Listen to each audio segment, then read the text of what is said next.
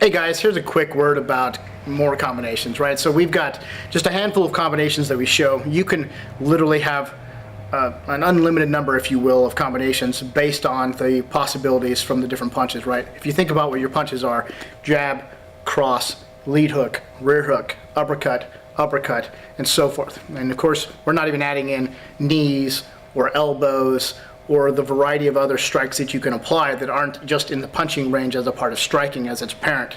So the reality is, if you want more combinations, you can develop your own combinations that you really like.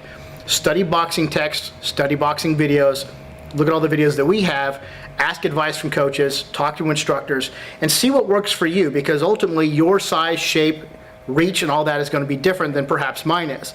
For example, we have a student here who is really, really tall. I mean, he's like really tall. I'm not. I'm just the opposite of tall. And as a consequence, he has over a 72-inch reach. I'm lucky if I got a 12-inch reach. Let's be honest about that. So the combinations that I use are going to be different than the combinations that he uses, perhaps.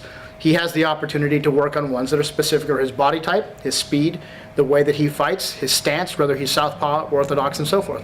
You want to do the same thing with your combinations. And if you want to vary these, if you want to become more competent as a striker, look at the areas that you're actually striking, right? It's real common for people to get into the 1-2, 1-2, or the 1-1-2, 1-1-2. Even though that's one of my favorites, the double jab with a cross, fantastic combination. You don't want to be predictable.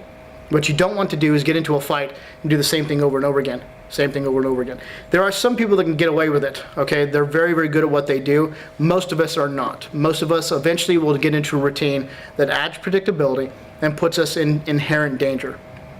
The way to mitigate that risk is to work on the way that you apply these different combinations.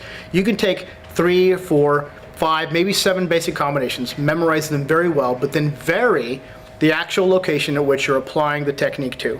Prime example is this. If you're doing a jab, you can either do a jab linear, right at the person's face. You can do it at the neck. You can do it at the chest. You can do it at the stomach. You can lower your body and go lower in terms of where you're going to apply that jab. You can also apply the jab in a linear way, but then knock a hook at the very end of it. Okay? It seems like a hook, but it's not really a hook. It's sort of like a hook thrown as a jab. That's still technically a jab, but it changes the dynamic, right? So you can also apply it from a different vector, that is a different angle. Rather I'm applying it here, or I'm stepping out and applying it here, or I'm stepping here and applying it here. So the way that you actually do that does matter and can change depending on the dynamics in the fight and how you like to apply it, such as sneaking it in, throwing it over the top of a punch, throwing it under a punch, and so forth and so on. And so the right hand applies to the same, so whether you're doing the uppercut or whether you're doing a cross, that matters. Whether you're doing a lead uppercut or you're doing a hook, for example. All of these can be varied to head, neck, chest, liver, kidneys, and so forth and so on. If you watch the movies, right, what is a real famous one that's in a lot of these sort of B movies, they'll drop down and they'll hit him with a right cross to the groin, and then the guy's like, oh!